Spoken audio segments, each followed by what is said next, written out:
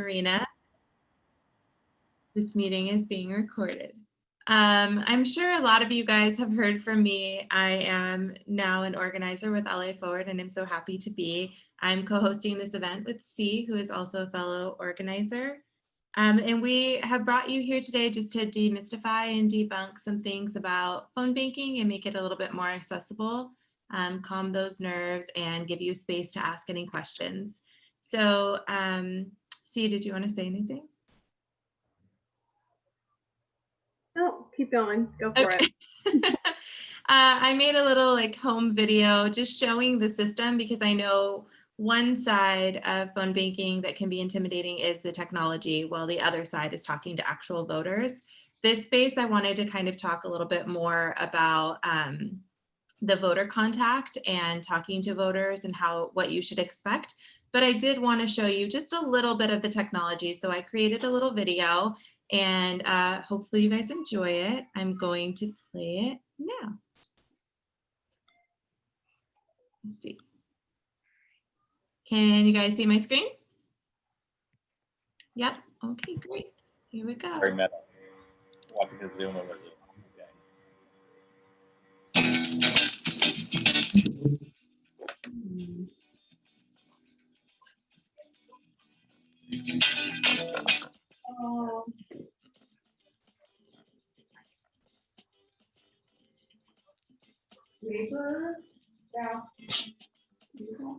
Yeah.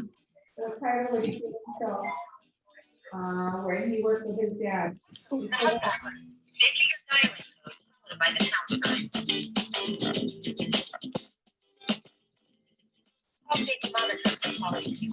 confirmation code is 5. Go ahead. Into your web browser.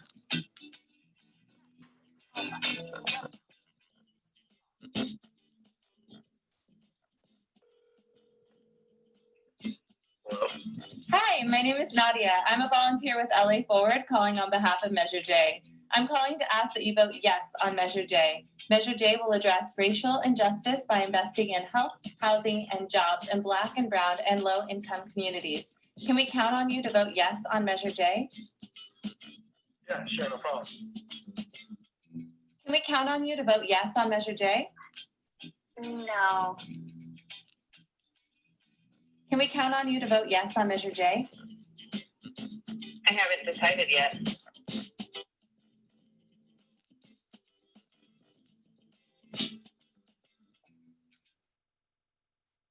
Great. So pretty easy, right? Pretty awesome. Those are like the easiest responses. Yes, no, maybe. And it's all in the system for Measure J. The script is right there, tells you all your responses. Super, super easy, controlled all through your computer. You just hook it up with your phone. So now here, I'm going to pass it off to C, who's going to introduce our panelists, who are going to go over some general questions, some questions that were submitted by some of the people who have joined us here today. And then we'll open it up for open questions if you guys have any questions that come up. So take it away, C.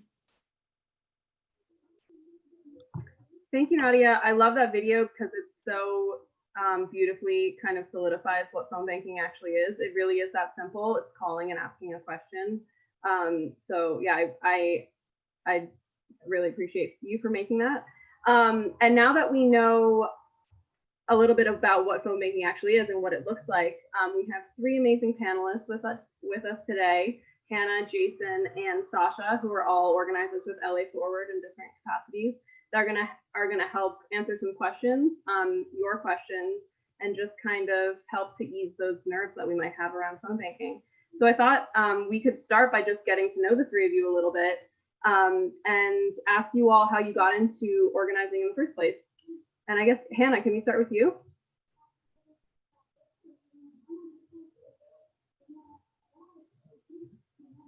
Hannah? Okay. Or Sasha, whoever's ready. Jason. Sure, I can start. Hi, my name is Sasha. I've been organizing specifically with LA Forward for coming up, I think I'm in my third year. And so I came to LA Forward, but particularly in organizing, I had done kind of national politics in the past. And I kind of, through 2016, was shaken up like the rest of us, but really was already kind of on a path towards really wanting to understand how I could affect local change. Because I think that that's, for me, the most important part of being in a community, is trying to have an impact, especially for people that need to have their voices heard.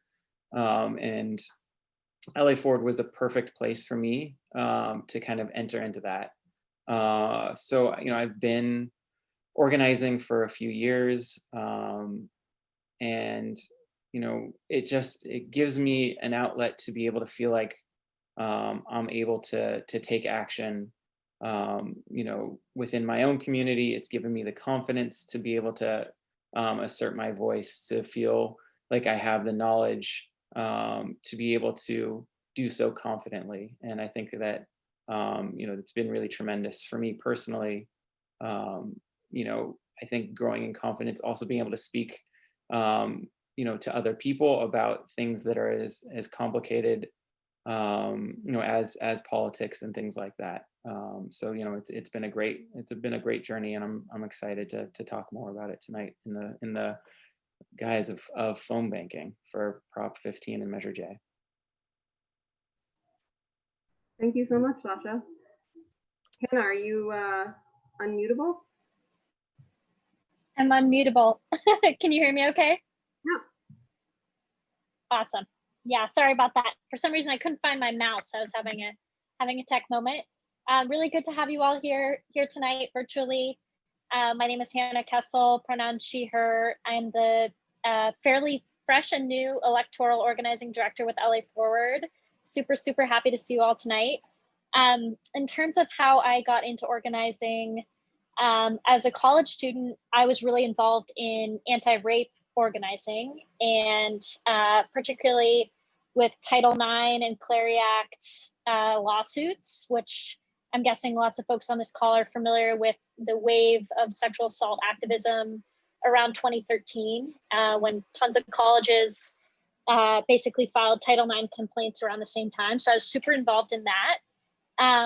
But in terms of the more government, political side, although sexual violence is political, certainly, I got super involved in the Bernie Sanders campaign as a volunteer in 2016, and then as staff as a regional field director this past cycle in LA.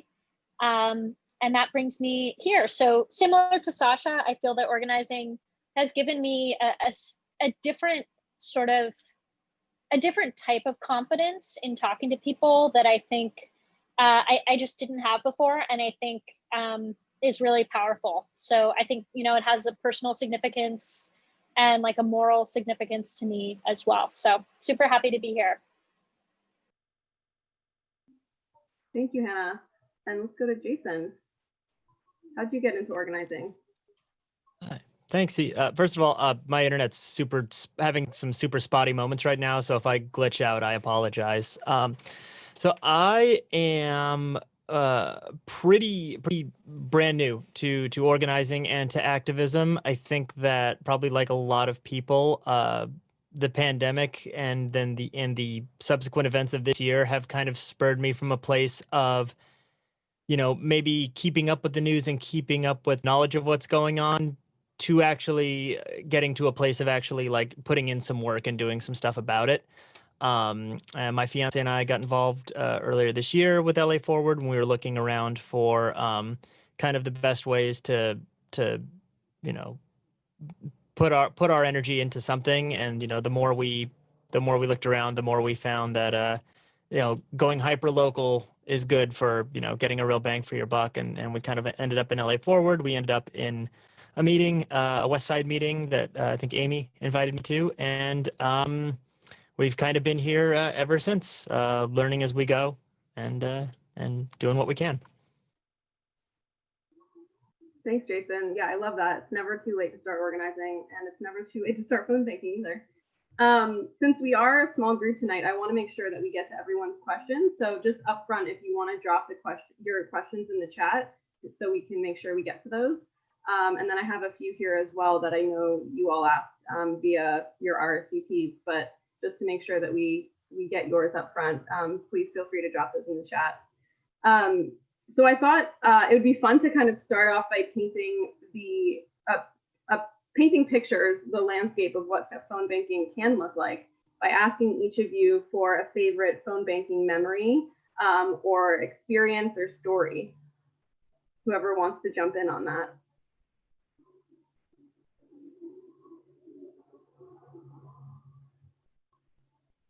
I can jump in first. So I guess one of my a favorite story of mine happened from just earlier this morning, or earlier this afternoon. Since I'm so brand new to this, I had my first bank on Tuesday or Wednesday of this week. I am fresh to this, but I had a really great conversation today while phone banking for Prop 15.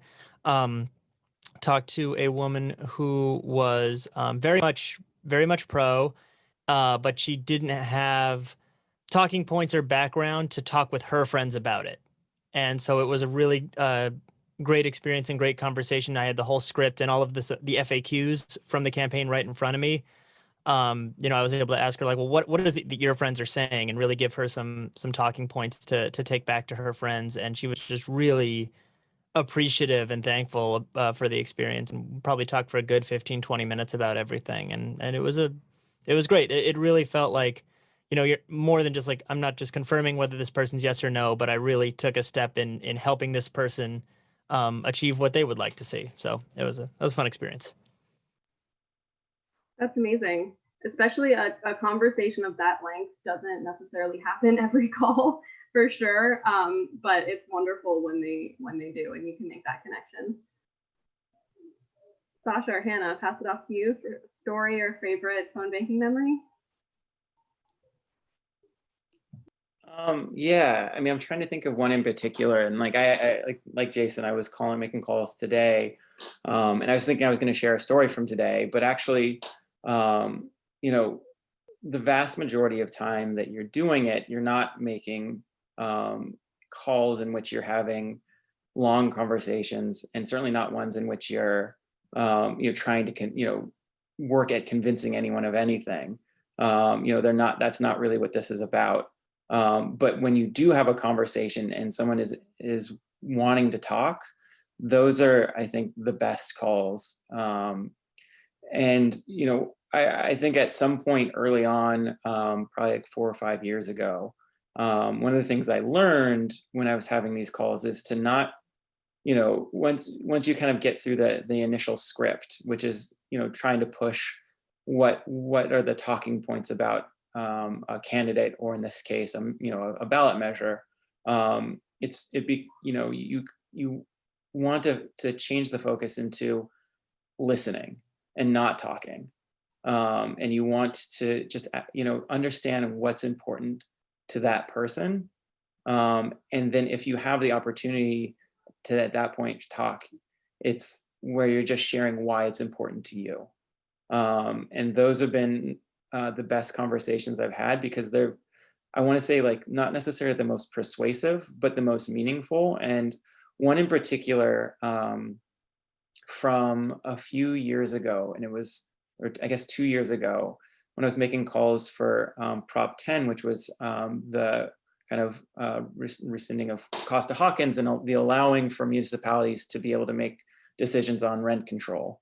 And I was having a conversation, and the person basically talked them from no to yes without me saying anything, because it just gave them the opportunity to talk after hearing a few things, and they literally changed their own mind during the call. And they were kind of like upset at just having to have someone call them at first, and then they swore that they were going to vote yes after like 10 minutes. And that is still to this day my favorite call, because it was just me listening, and you realize how important that is. Anytime you're engaging another person with the goal of kind of getting them to just follow what you're hoping for.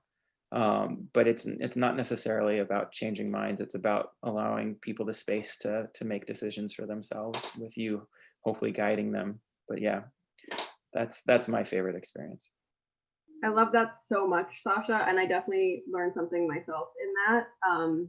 That listening is so important, and I think your story also exemplifies that you, or kind of speaks to a huge concern that I had when I started phone banking, which was feeling like I needed to be the expert and I needed to know everything about phone banking, or I'm sorry, about the issue that I was calling on.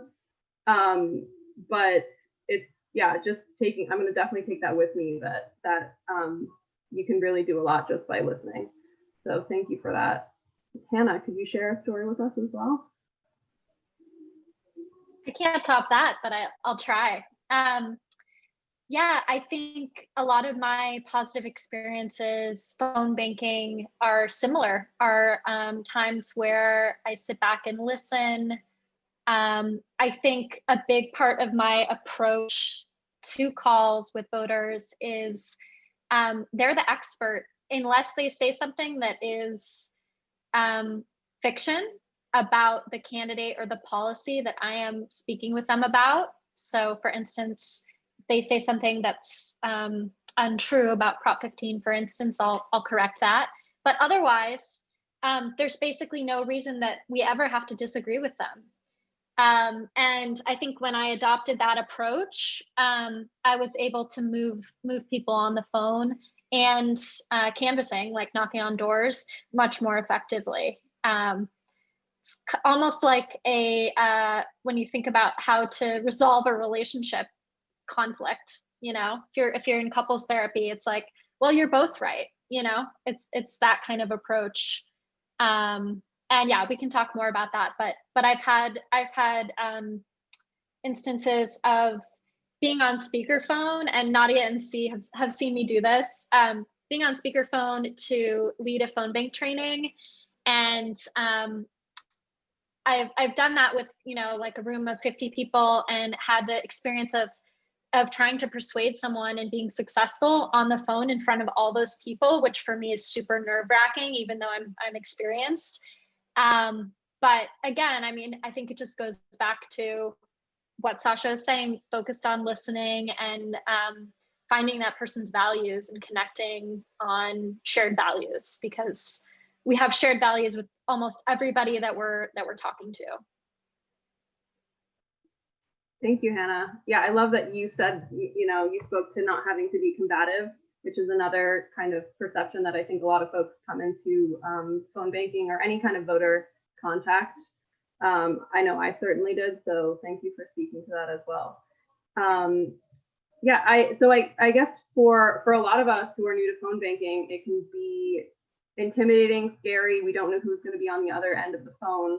And I'm wondering, Jason, how you've most recently gotten into phone banking, and I'm wondering if you had those nerves or how you felt going into it. What made you take the leap into phone banking, and how did you get over any kind of discomfort or nervousness that you might have had? I definitely had the nerves. I've phone banked twice now, and I've had nerves before both times. Like Nadia, I'm a performer or former performer. I've been an actor and musician, various things over the years. And so I kind of tried to just take that nervous energy the same way I would take the nervous energy before I got on stage. And know that, even if people don't like you or don't like what you have to say, it's not personal, and so, I think a big thing too is once I got into the first one, what I realized is because the call volume is so huge and you're just on to the next one, on to the next one, on to the next one. If you have a bad experience, it's out of your mind in 2 minutes because there's so much else going on. So I found that to be helpful. I think what pushed me to take the leap, I think, was probably being here and being in a group like this, and just, having other people around, in one of the climate team's election pods. And so we meet every week, and one of the things we do is hold each other accountable, and not in a strict way, but just knowing that you're going to go back and see these same people every week, and you want to be able to say you've accomplished something. that and for all of the yelling I do at my maybe less politically inclined friends, who are always so cynical, even though they don't really do much. I felt like I just had to start putting my money where my mouth was, and felt like it was worth taking the leap. So I hope that answers the question. Yeah, definitely. I love that. And Amy kind of reflected back what you were saying in terms of feeling like if you're in the company of other people, if you have community around you doing it, it's so much easier. So yeah, I definitely recommend to you all, like, bring a friend, bring somebody from your neighborhood. It makes it so much easier. Or if you come by yourself, you know, that community is created with the people, with the folks that you're phone banking with. Especially if you're, you know, staying on Zoom and chatting up a storm with them. It's really fun. I just want to, just remind you all to plop any questions that you have into the chat. Feel free as we're going to ask any follow-up that you have. And then I'd like to turn to Hannah with all of your experience. I'd love to just kind of get down to the how and why of phone banking. Why is phone banking important? Why do we do it? Are there different types of phone banking? And then more specifically, what is LA Forward's phone banking focus or goal with Measure J and Prop 15? It's so funny. As I was listening to you read the question, I got a text from my mom, who is at a Prop 15 phone bank right now, no kidding. And she's like, where do I find the script? And I was like, Mom, I'm at a phone banking panel. As meta as this is, I can't do three things at once. Yeah, she's great at talking about Prop 15. She was a school psychologist for like 35 years, 40 years. And anyways, okay, so back to your question. Types of phone banking and why phone banking is important. Is that right? Okay, cool. Yeah. So specifically phone banking that LA Forward's doing, and the goal yes. for 15 and J. Yeah, totally. So so I'll start really broad. So when we're organizing for anything, right, whether it's a candidate, a proposition, fundraising, you know, whenever we want to contact voters, we have lots of different ways to reach them, right? And the ways that we reach them can depend on how many staff and volunteers we have. It can depend on how much money we have. It's a big variable. And it can also depend on our strategy, right? How we think is the best way to reach people. And as a lot of us, you know, as all of us realize, a lot of those strategies have changed right now because of COVID-19 and because of the scenarios that we're finding ourselves in. So we have many different ways to reach voters and talk to them about Prop 15 and Measure J, right? In a traditional election cycle, we would be knocking on their doors probably at this exact hour, and, you know, interrupting people's dinner on purpose by design to have meaningful one-on-one conversations with them about Prop 15 and Measure J. But basically, there are different ways of contacting voters, as I said. So we have TV ads, we have text messages, we have phone calls, we can knock on doors, we can chalk the block, we can flyer our neighborhood. We can go into college classrooms to register students to vote, right? There are many ways of contacting voters. Some of those ways contact a big group of people, right? So if we were to pool our money in some sort of legal way that is out of my jurisdiction and get a billboard for Prop 15 and say LA Forward supports Prop 15 or something like that, that is one way to reach voters, right? And that would be pretty cool and snazzy to have our own LA Forward billboard. But would we know exactly which voters we're reaching through that billboard? No, right? So a billboard would be, you know, like mass media, advertising, that kind of technique for reaching voters. Phone banking is what we call direct voter contact. So phone banking and canvassing are kind of our two methods of directly contacting specific voters, right? So the reason we call it direct is that, for instance, if I talk to Nadia, if Nadia and I are having mimosas at brunch, you know, someday when that's, you know, safe to do so, and Nadia is like, oh, I have two friends who support Prop 15 that I talked to yesterday, and I'm like, oh my goodness, me too. I have 4 friends who support Prop 15. Well, that's great, but do we know who those voters are, that they're registered to vote, where they're registered, and how they're going to vote. How meaning, mail in or in person. Do we know any of those things? We don't, right? So direct voter contact is when we have conversations with voters, not just one-on-one, but in a way that we're able to match it to their data so that we can say, we're going to turn out 200,000 people in support of Prop 15 in Yolo County, right? Or we're going to turn out, 8 million people in support of Prop 15 in California statewide. So that's direct voter contact.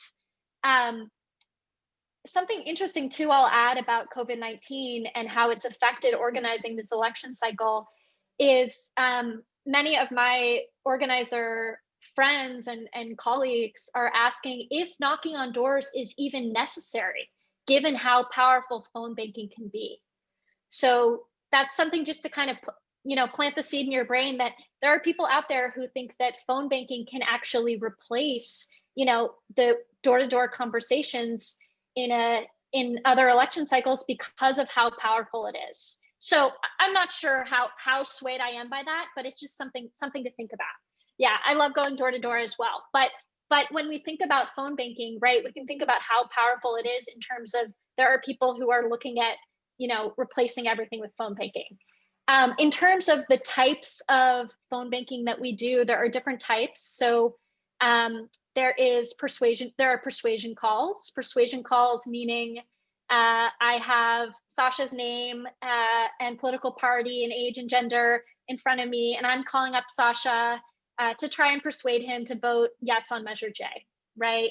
And in that kind of call, I don't know how the voter feels about it when I call them. All I know is that they're registered to vote in LA County in the case of Measure J, or in California in the case of Prop 15. So persuasion calls, I think, are a big source of fear for people because people think they have to be an expert. They think there's going to be this emotional, intense, conflict on the phone, which is really scary to think about. But the reality is, number one, a lot of the calls that you do when you phone bank for a proposition or for a candidate are actually just called ID. So they're identification calls, which means when you reach Mallory on the phone and you say, "Hi, Mallory, my name is Hannah. I'm a volunteer with Yes on Prop 15, Schools and Communities First. Can we count on you to vote yes?" If Mallory says no, with that call, all you're saying is, "Okay, appreciate your time. Have a good night," right? That's an ID call. That's all it is. And of course, we hope that Mallory is going to say yes, or perhaps be undecided. Maybe we do a little smidgen of persuasion. But essentially, voter ID is just, like a temperature check. Where are they at with something that they either have heard of on TV or through billboards, or text messages from the campaign, or maybe haven't even heard of at all. And then the last type of phone banking, I know I'm talking a lot, so I'll wrap it up soon, but the last type of phone banking is get out the vote. Get out the vote is where we speak with supporters and likely or lean supporters who we've identified who are with us, who are in our corner. They're down for Prop 15, they're down for Measure J, whatever it is. And we make sure that we actually turn them out to vote, right? That they don't just donate or volunteer or say they support, right? Or have a bumper sticker on their car, but that they actually mail in that ballot and remember to bubble in State Measure 15. So I'll leave it at that. If people have any questions, yeah, I'll leave it at that. That was a long summary. That was super helpful, Hannah. Thank you. Yeah, and if anyone has any follow-up questions for Hannah about what she just spoke on, please feel free to drop those in the chat and I'll bring them up. But yeah, that's really interesting. It's really wonderful to hear about the perceived effectiveness of phone banking so far. So that's really awesome. But don't worry, David, we'll be out there again, knocking on the doors regardless.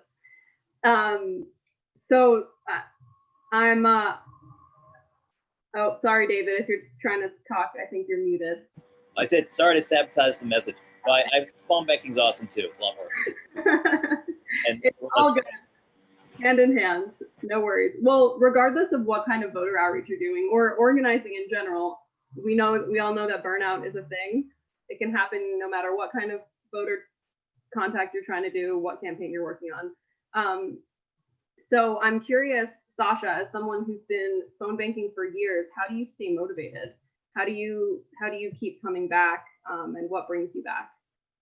Yeah, I mean that's a good question. I think number one, generally it's campaign by campaign, right? And every campaign feels important enough to make calls that keeps you motivated during that specific one.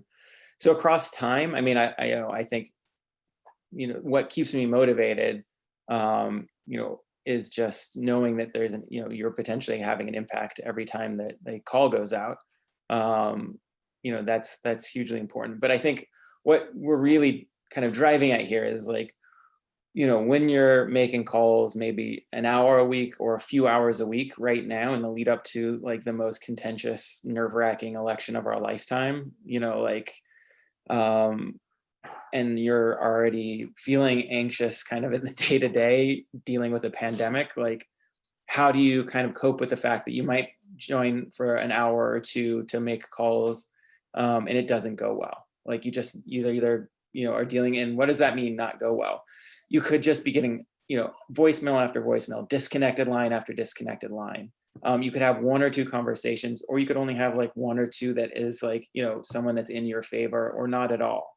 And so yeah, that can be challenging. Here's like what I typically kind of, or like the framework I try to take, that I find really helpful, which is just like the little mental gymnastic of, if I'm having a bad day and I'm getting all these disconnects and all these voicemails, somebody else is not. Somebody else might be getting those calls. And that is like, in and of itself, it makes me feel so much better, because I'm not doing this alone. And the way that LA Forward has set up our phone banks, is, we're all connected as we're doing it. So when Jason is ringing the bell and Nadia is ringing the bell today, way more than I was, that in and of itself is like, all I need to get through like a crappy 2 hours. Because I know that like, when you are taking disconnects and wrong, numbers that are no longer active, they're actually being removed from the list. And so you're actually doing a service. So that's a huge part of what you're doing. Even if it doesn't feel like you're getting the outcome you wanted, you're still contributing. And so like those little things, that make it like the bad ones okay. And then in the flip side is, the good ones are absolutely great. And again, when you're having a good one and you're having it with other people, that are directly involved, that are on a Zoom or in a chat on Slack, it makes it a cooperative, collaborative like experience. And that's what we're all about. And that's the best part of it.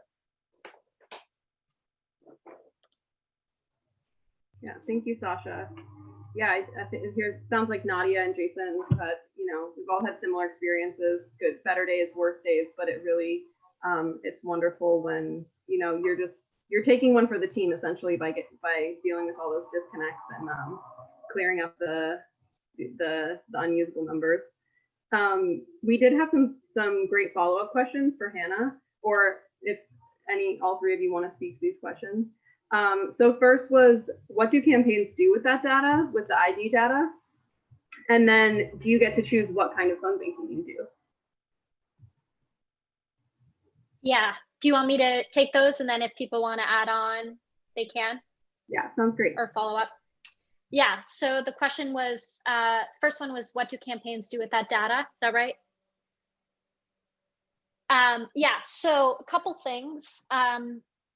Number one, they're turning those people out to vote. So for instance, in the case of Measure J, I don't know exactly what their numerical goal is, but campaigns have what they call ID goals. So for instance, in the Echo Park, Silver Lake area where I live in Echo Park, they have probably traced around that area and said, we need at least 10,000 IDs in this area in order to reach that threshold of potentially passing Measure J. And they've done that for every area. So when we on the phone get an ID, a yes for Measure J, they are then following up, or we are doing the follow up ourselves to make sure that we actually mobilize that person to vote, either by mail, early, in person, whatever. So that's one thing they do. Another thing they do is it gives them a sense of maybe what constituencies or what demographic like groups or areas that they need to do a better job of reaching, right? So maybe they're reaching younger people, but they're finding that thousands of older people they're reaching on the phone, their messaging just isn't resonating. So maybe they need to shift in that way. It may affect their media buys. So it may affect, how they use their mass media budget, how their press secretary, liaises with, the LA Times to get a story about Measure J, all these sorts of things. So there's many, many different things that the data does. It's extremely powerful. It's super powerful. And then was there another question another question for me, or was it for somebody else? Yes, for anyone, it was, sorry, just slipped my mind. Can you choose what type of phone banking you want to do? Yeah, I'm happy to take that again. If people want to add on, feel free. Typically not, and the reason for that is basically campaigns have phases. So typically campaigns are going to start out in the identification phase, and that's where they're again just trying to figure out, they call it the ID phase, right? So just trying to figure out how many people are with us already that we don't even need to persuade. And then, a few months down the line, they follow up and turn those people out to vote, mobilize them to vote. So typically you don't get to choose kind of what phase of the campaign you're in.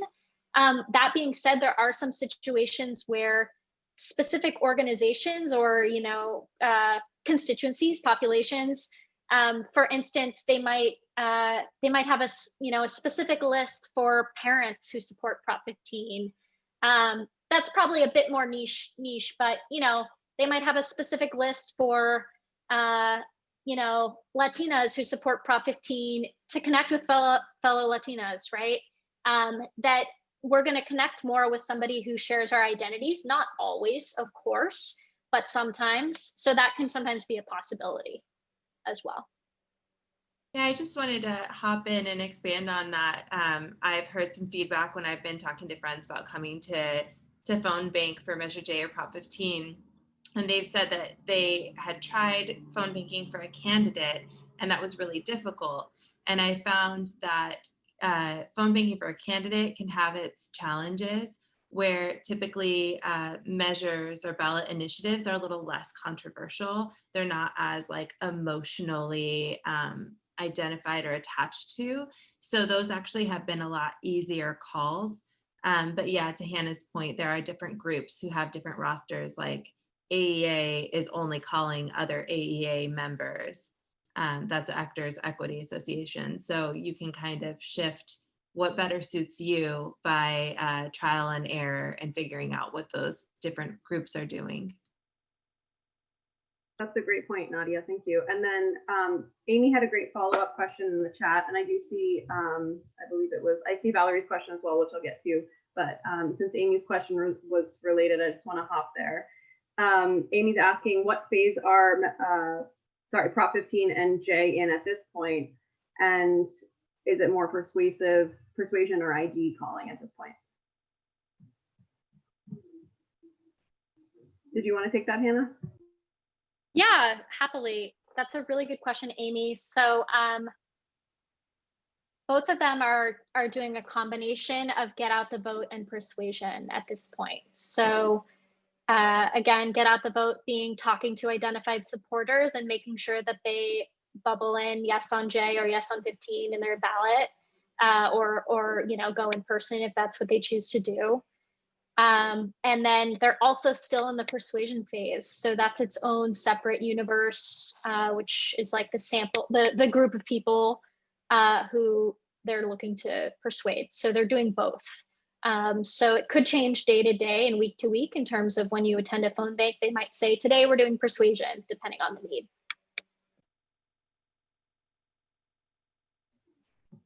Thank you, Hannah. And then Valerie's asking if all of this information that we're gathering through phone banks can be used year to year. Is that something that we can use beyond the 2020 election?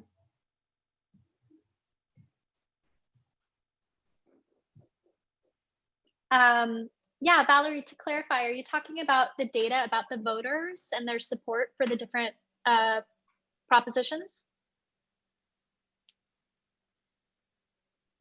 Yeah, so to answer that question, the data, because we're working directly with the official campaigns, the data belongs to the campaigns. Yeah, that's sort of the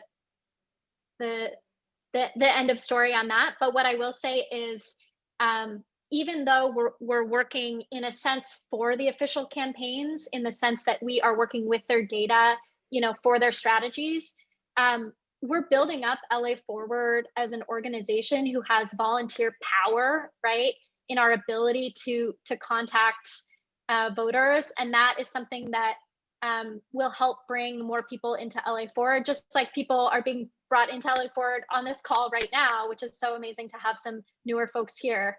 So if that makes sense in terms of like our organization in the future, not just being involved in electoral work, but also community organizing, neighborhood organizing, it's really powerful in terms of building those coalitions and connections. I'll add one thing, sorry, jump in. It's like, it's something we might do in the future and next year or 2022, which buy our own data and, you know, and then we would own that data, be able to follow up with people. So. Very awesome. Thank you both. I think that also gives more perspective on the impact of what just one call can do. It's not, you know, not just for Prop 15 right now, but you could be, you know, helping us for next year as well. So I want to just encourage you all again to keep putting your questions in the chat. I'm going to go now into some of the questions that you all submitted when you RSVP'd. But we just have a few more minutes, so I'm going to grab a couple of those. But of course, I'll stop and grab your questions as well. So for the three panelists, just very simply, how long should a conversation with a voter last?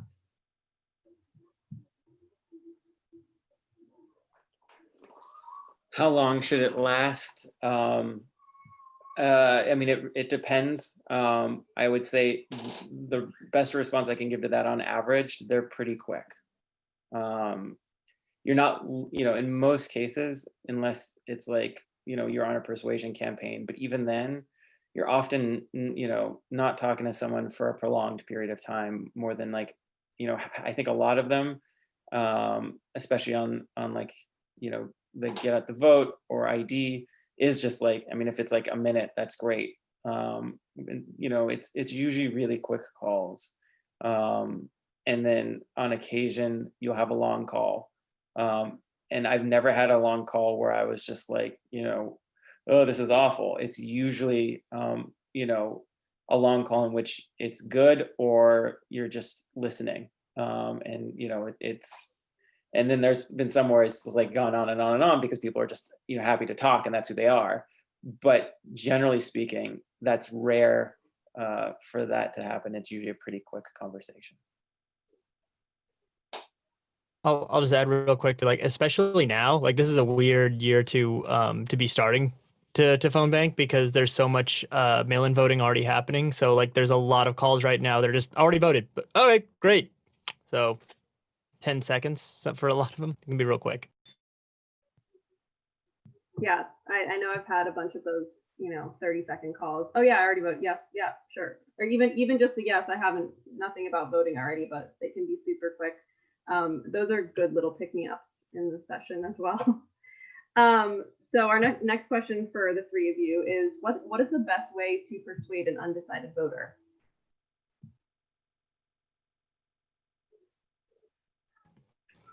I think no, do you want to go ahead, Sasha? Nope. Go for it. I think what Sasha was talking about earlier is really key with the idea of listening. Like it does take a little bit longer because you know, the script is going to give you a lot of different angles. Like the script's going to give you the facts and the numbers, and then hopefully also there'll be some stuff in regards to personal story. And different people respond to different things. Some people really respond to, well, look, the state's going to get this much money and this is where it's going to come from. And they say, great. Other people need to hear personal stories. This affects this type of person and this is what they're going through and this is how this helps that. And so by listening, and maybe even asking questions, you can kind of get a sense of what the person on the other side of the line cares about, and then try to direct your messaging that way. It's not a very specific answer to that question. I think the answer is it depends on the voter, and listening is the way to get there, to find what that voter needs to be persuaded. Yeah, I'll just really quick summation is just the best way to persuade someone, if you want to look at the data on persuasion, is to not necessarily just list the facts, even though some people might say they resonate with that. It's to listen and then tell your own story. Yeah, I love that. Really good advice from both of you. Thank you. Tana, did you want to add anything to that? No pressure. No, I don't feel pressure. No, I echo what Jason and Sasha said. Yeah, I think emotion is persuasive. And I think in the situations where someone is asking for facts and numbers, they've already made up their mind and they're not really with you. That's been my experience across the board. And that also relates back to the question of how long a call should last. So I find if a call is going long and someone is getting into arguing with me or debating the numbers or something like that, and you're getting out of the storytelling emotional territory, it's not a good sign. They're not going to be persuaded, and it's not a good use of your time. So I would just add that, which I think kind of connects the previous question as well. But yeah, I totally agree. Storytelling, listening. Yeah, the personal is political. Awesome. I think I'm going to wrap up with this last final question, unless anyone else has anything for the chat. Oh, I do see one. Actually, we're going to get to Neve's question a little bit right after this, so we're going to save that. But yeah, I just wanted to ask something that I know I had a question about the first time I phone banked, which is how you shake off a bad call. And included in that, can you just maybe, for some perspective, how often do those really happen? Are they something that people really need to worry about? And when they do happen, what do you do about them? And just to tack on to that, like first, I guess, is how do you end those counterproductive calls? And then how do you shake it off? Yeah, I mean, I think Jason said it earlier, you know, in terms of like the bigger picture, generally you're just on to the next and on to the next. And then within the caveat, like, if it really feels like it's affecting you, again, not being on your own, I think is really key there, because you can talk to other people. Every phone bank that LA Forward does, you're connected either through Zoom, and I know we'll talk about that in a sec, but you're connected to other people. And then the question of how do you end something? All right, thanks for your time. All right, thank you. Click. All right, I appreciate it. Thank you. That's it. Yeah, I mean, I agree with all that. And just, remember, they can't hurt you. And it's true, they can't. There's nothing they can do. So, yeah, I was trying to think if there was like a, yeah, they don't, yeah, and they're not even necessarily personal details. Yeah, and like even if they're mad, like they're not mad at you. They're mad at a faceless, nameless person calling them. They don't know you. They're not upset with you, so they're just upset with the situation. Let them be upset with the situation, and tell them thank you for your time and opinion, and move forward. But we are giving them our name, right? You're giving them your first name just to help establish a relationship. But Okay. I'm not giving them my first and last name and address and all that stuff. Okay. Yeah, because right now everyone pretty much knows me in the area. But it's fine. I have no issue with that. Yeah, we call people all over the state and all over the state for Prop 15 and all over the county for LA County. And, you know, even when I identify myself, because I want to be bringing emotion to it, I say, you know, I'm a mom and a teacher and also a volunteer calling you about this. Okay. And if they say, you know, like, how dare you call me? It's just like, okay, I'm sorry you feel that way. Or if they're like, absolutely not. And I'm like, all right, sorry you feel that way. Have a great day. And that's it.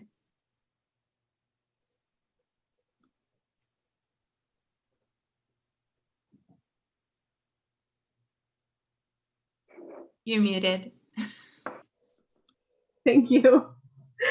I was just going to kick it back to you to tell us and tell everyone how we can actually start phone banking. Yeah, great. So C and I are doing recruitment calls, but we also encourage you guys to go ahead and follow the links that C is going to drop in the chat. We have links through Mobilize where you can sign up in advance for several phone banks, and that will email you all the information, little reminders. We'll call you, make sure you're feeling good and prepared to confirm, and if you have any last minute questions. So we're going to drop those in the chat so you can sign up. I would really, really encourage everyone on this call, since most of you guys are new to phone banking, just go ahead and take that leap, sign up for one phone bank, get on the Slack with us. We're here for you every minute of it. If you have a question, you answer in the Slack. You have a win, you share it in the Slack. You have a bad experience, you share it in the Slack. We are here to support you. That's the best thing about LA Forward, is that we are constantly teaching you how to move forward in your activism, teaching you how to organize, and teaching you how to use the tools to contact voters about things that you care about. So I definitely welcome you guys all to the LA Forward community. And I challenge you to just go ahead and take that leap, because you guys are so brave for even just coming to this event, that I'm just so impressed with you, and I have faith in every single one of you. I also just wanted to quickly, I know we're a little bit over our time, I wanted to highlight our incentive program for those of you who have already taken the leap to phone bank with us. We have rolled out an incentive program through our creative grant program, which actually employed some LA Forward artists to create custom designs. So I'm just going to go ahead and share my screen so I can show you what that looks like. You guys see that? It is our amazing incentive program. So if you sign up for 2 phone banks, you win a special sticker that was painted by one of our volunteers and is exclusive to LA Forward. It's ordered on vinyl, which means it is weatherproof. You put it on your hydro flask, you can put it on your car. It's gonna last forever. And then also, if you sign up for 2 phone banks and you bring 3 friends into phone bank with you, it doesn't all have to be in one phone bank, but throughout. So maybe one time you bring one friend, one time you bring another friend, and then you bring another friend. Then you win that special t-shirt that was especially designed by one of our family members at LA Forward. Her name is Saya, and she's incredible. So I just wanted to share that with you guys really quickly, see if that motivates you to maybe sign up for 2 and text or call some friends to join you. I also just want to thank you guys so much for coming. I see C put those links in the chat. We'll probably be giving you calls personally just to see how you guys felt and answer any last minute questions as well. So I just wanted to say thank you to David for starting LA Forward and for providing this space. We are recording it, which means that it will be available online for you to share with your friends who, you know, that you're going to recruit to come phone bank with you. And I wanted to thank you guys all for coming, and I'm going to hand it over to C so she can thank our panelists. Yeah, I just wanted to give a special thanks to Hannah, Sasha, and Jason for sharing their incredible experience and for answering all of our questions and really help us better understand what phone banking is, and that we can all do it, and it's really not that scary. So thank you so much. Thank you again to everyone for coming, and we'll see you at a phone bank. Yeah, have a great night, everyone. Thank you so much. Good night, everyone. Thank you. Thank you, Nadia and C, for putting this on. Yeah, thank you for being here. I so appreciate it.